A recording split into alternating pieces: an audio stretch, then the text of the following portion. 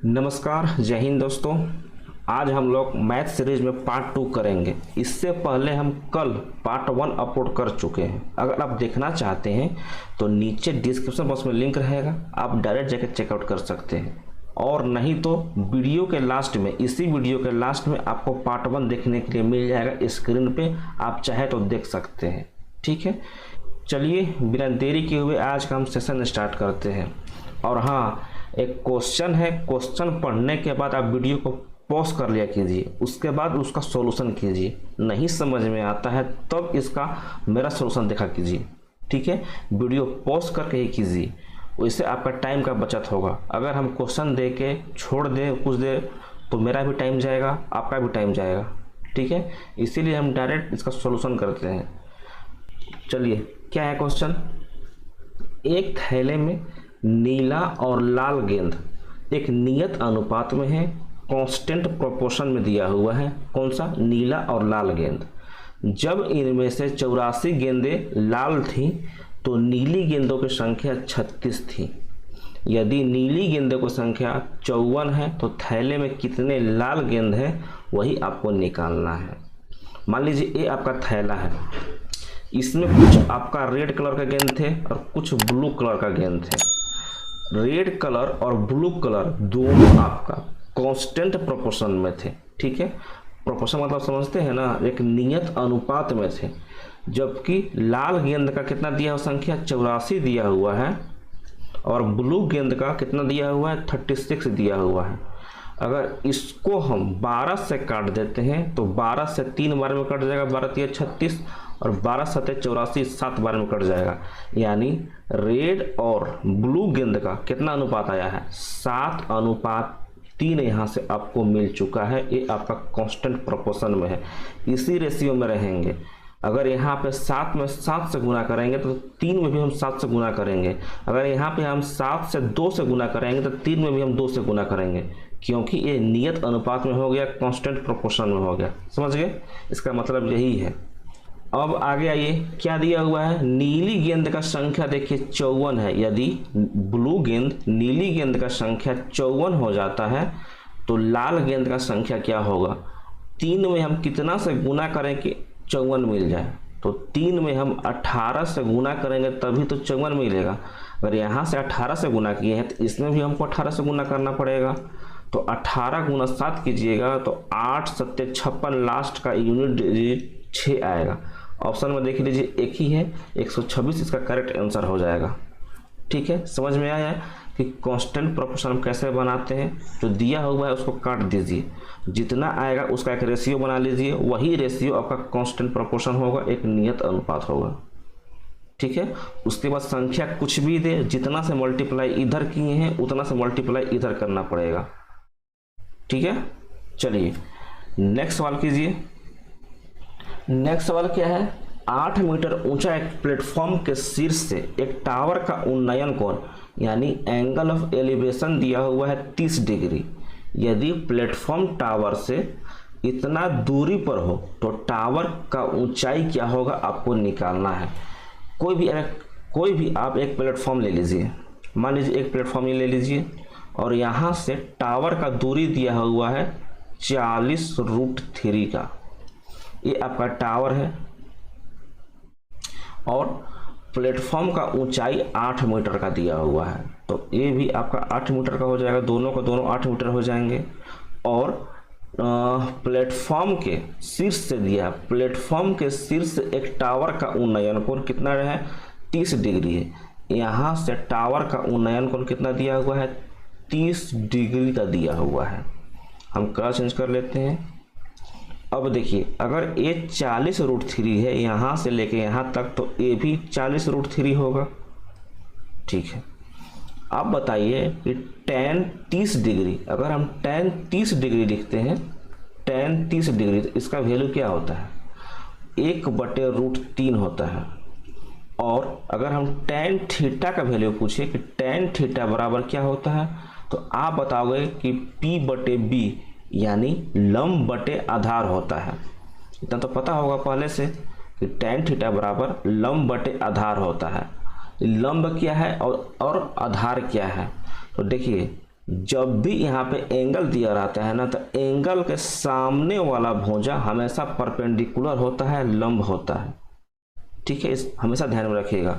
जो भी एंगल दे, एंगल के सामने वाला हमेशा परपेंडिकुलर होता है, और जिससे कनेक्ट होता है नीचे वाला वो आपका बेस होता है, आधार होता है। ठीक है, तो यहाँ पे एक क्या है और √3 क्या है बताइए।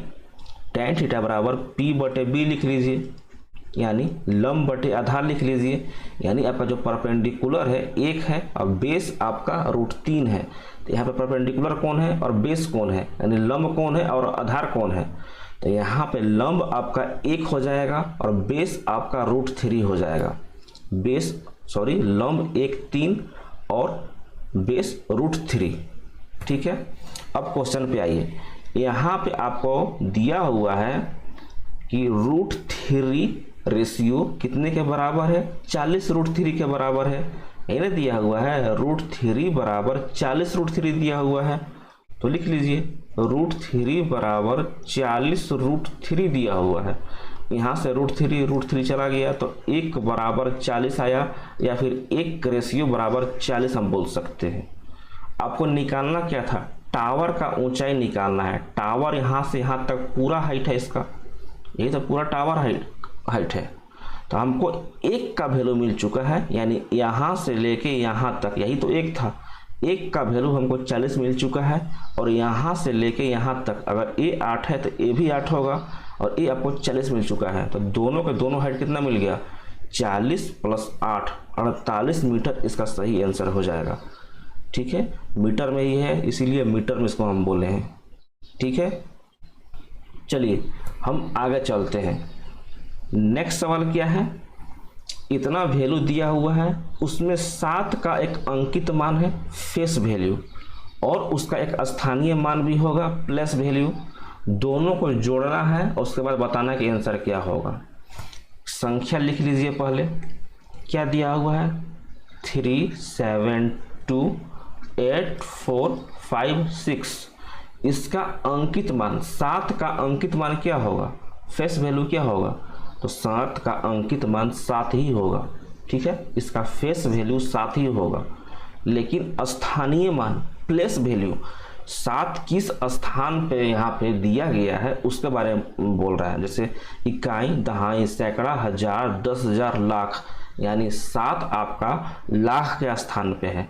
इसीलिए 7 के बाद जितना यहाँ पे दिया है अक्षर ना, सभी की जगह आप 0 पुट कर दीजिए। 7 के बाद 1 2 3 4 5 अक्षर हैं, तो आप 5 0 बैठा दीजिए। ठीक है, यही आपका 7 का स्थानीय मान है, प्लस वैल्यू है। अब दोनों को जोड़ना है, उसका योग निकालना है। तो 7 लाख में हम 7 जोड़ देंगे तो क्या मिलेगा, 7 पे 4 0, उसके बाद 7, इतना मिल जाएगा। ऑप्शन नंबर सी इसका सही आंसर हो जाएगा।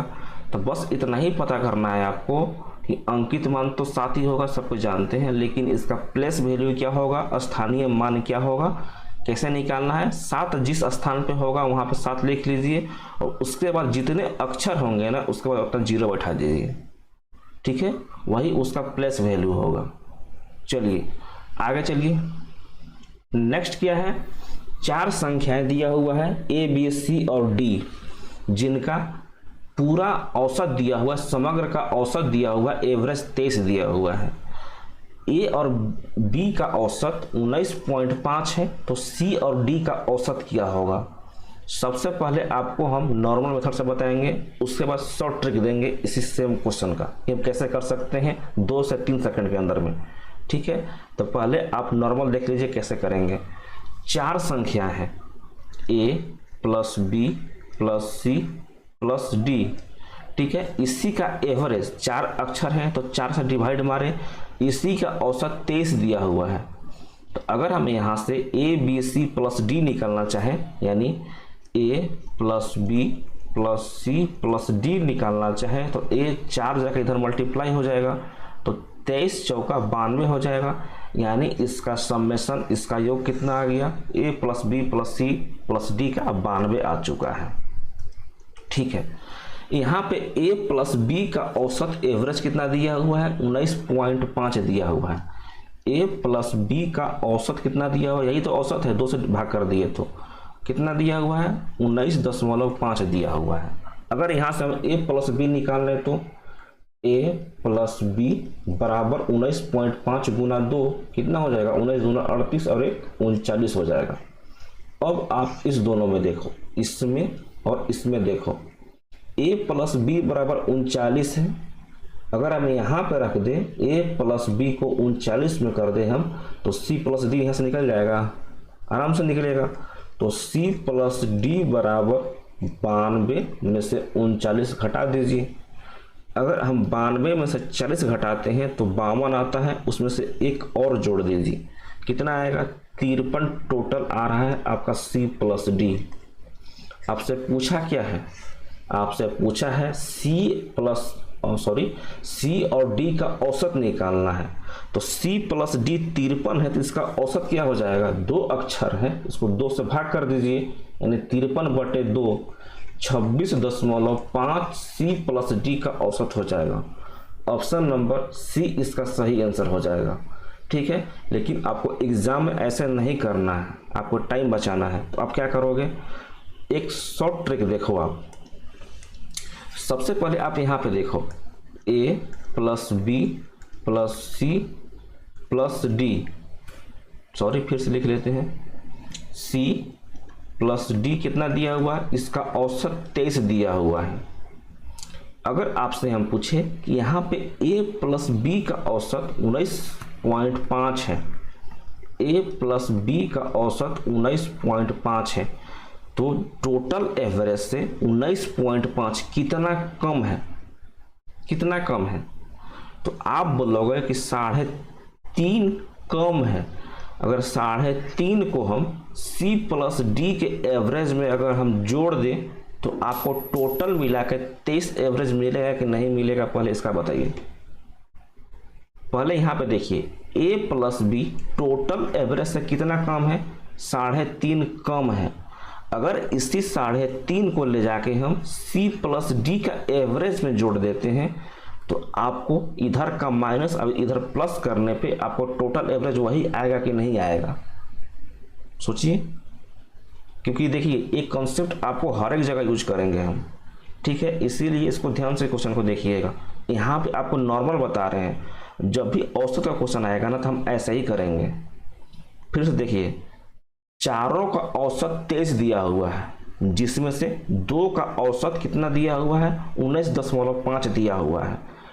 पूरे के औसत से कितना कम है, तो आप बोलोगे कि 3.5 कम है।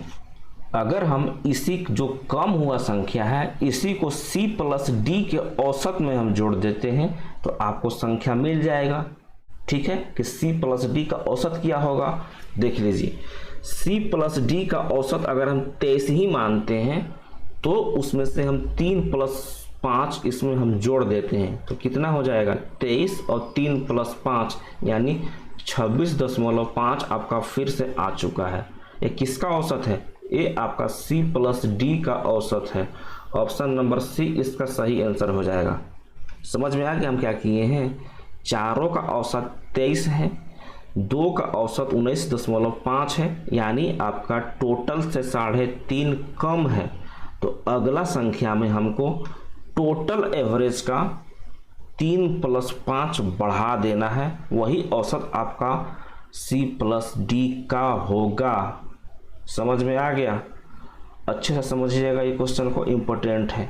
ठीक है, ऐसा ही क्वेश्चन जब भी औसत का आएगा ना तो हम ऐसा ही करेंगे। ठीक है, उतना हम C प्लस डी इधर निकालने नहीं जाएंगे जैसे हमको पहले दिखाया है आपको, हम ऐसे ही करेंगे।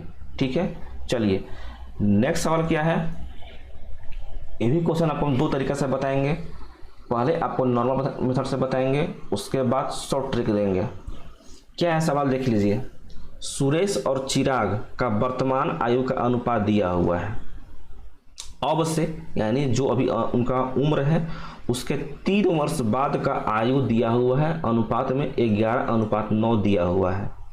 तो चिराग का वर्तमान आयु निकालना है कि चिराग का वर्तमान आयु क्या होगा।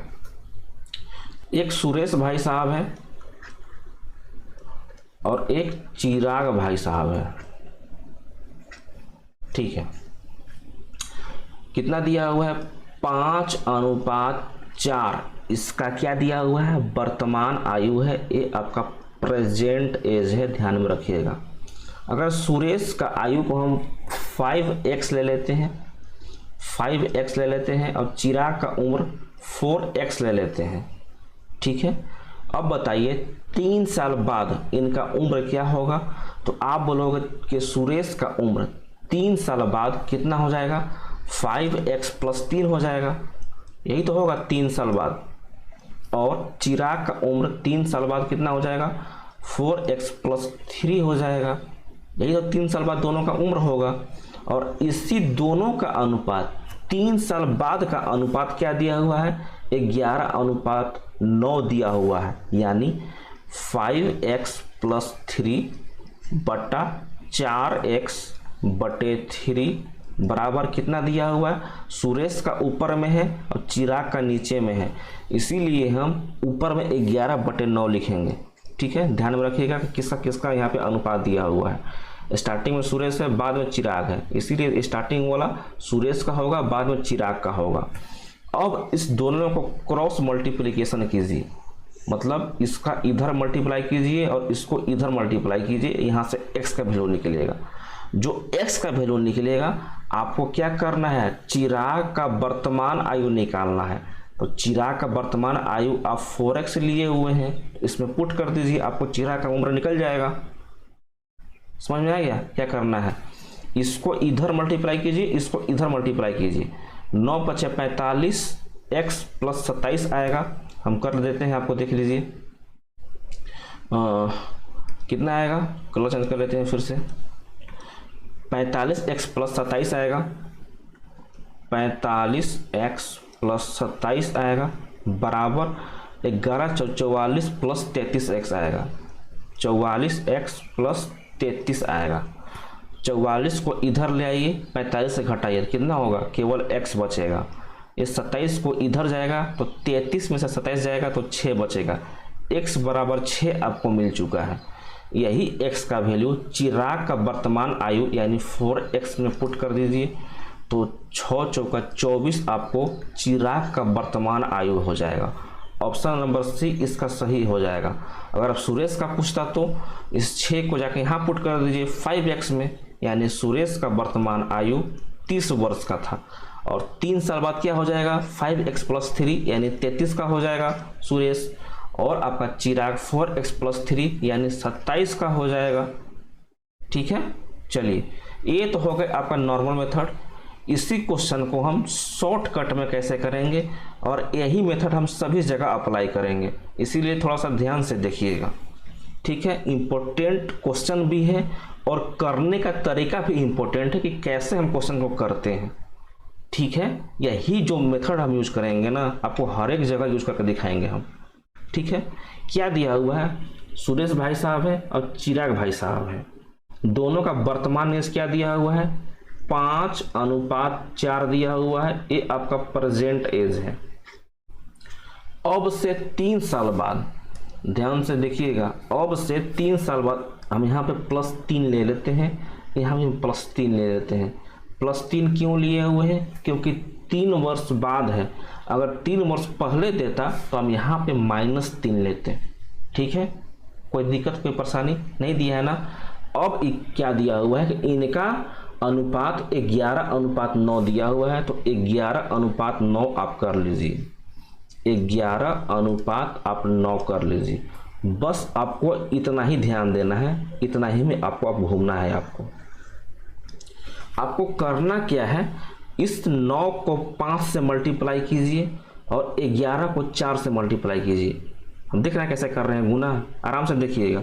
यहाँ से इसको कर रहे हैं, यहाँ से हम इसको कर रहे हैं, और दोनों को घटा दीजिए। कैसे, आपको प्लस माइनस का नहीं सोचना है कि प्लस आएगा कि माइनस आएगा, बस आपको गुना करना है। 9 को 5 से गुना कीजिए और 11 को 4 से गुना कीजिए और दोनों को घटा दीजिए। कितना आएगा, 9×5 = 45 आएगा और 11×4 = 44 आएगा। तो 45 और 44 में से घटेगा तो कितना आएगा, 1 आएगा। यानी एक रेशियो का वैल्यू आपको क्या मिलेगा वही निकालना है। देखिए हम क्या किए थे, 9 को 5 से गुना किए थे, 11 को 4 से गुना किए थे, तो ये 44 आया था, ये आपका 45 आया था। 45 में से 44 घटाए थे तो 1 बच गया। ठीक है, उसके बाद आइए अब क्या करना है, इस 9 को 3 से गुना करना है और 11 को 3 से गुना करना है।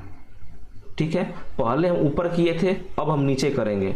9 को 3 से गुना कीजिए, 11 को 3 से गुना कीजिए, ये 27 आएगा और ये आपका 33 आएगा। दोनों को फिर से घटाइए, तो 33 में से 11 तिया 33 और 9 तरीके 27, इसमें से घटा दीजिए, कितना बचेगा 6, यानी एक रेशियो का वैल्यू आपको 6 मिल गया है यहाँ से। अब क्या पूछा है, चिराग का वर्तमान आयु पूछा है। चिराग का वर्तमान आयु परसेंटेज क्या है, 4 रेशियो में है, तो एक रेशियो का वैल्यू 6 है, तो 4 रेशियो का वैल्यू 6 गुना 4 हो जाएगा, यानी डायरेक्ट आपका 24 मिल चुका है। ऑप्शन नंबर सी इसका सही आंसर हो जाएगा। हम उतना क्यों करने जाए। ठीक है, आपको देखिए फिर से बता देते हैं, अगर आपको समझ में आ गया है तो आप आगे जाइएगा, नहीं समझ में आया है थोड़ा सा वेट कीजिए, फिर से बताते हैं। इसी क्वेश्चन को देखिए क्या करना था, इतना तो आप आसाम से इतना तो आप आसानी से लिख सकते हैं। उसके बाद आगे आइए, इस 9 को उठा के 5 से गुना करना है, इस 11 को उठा कर 4 से गुना करना है, बस दोनों को घटा देना है। 9 × 5 = 45 और 11 × 4 = 44, दोनों को घटा दीजिए, 1 आएगा। अब इस 9 को 3 से गुना कीजिए, 9 तरीके 27 आएगा और 11 × 3 = 33 आएगा। 33 और 27 घटा दीजिए, आपको 6 मिल जाएगा, यानी एक रेशियो का वैल्यू 6 है।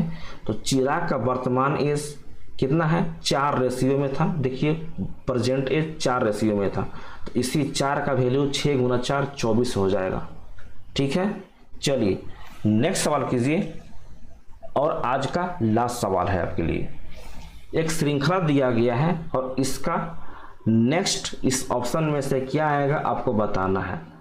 4, 17, 43, 82, इसका अगला अक्षर क्या आएगा, कौन सा वर्ड होगा, आपको निकालना है।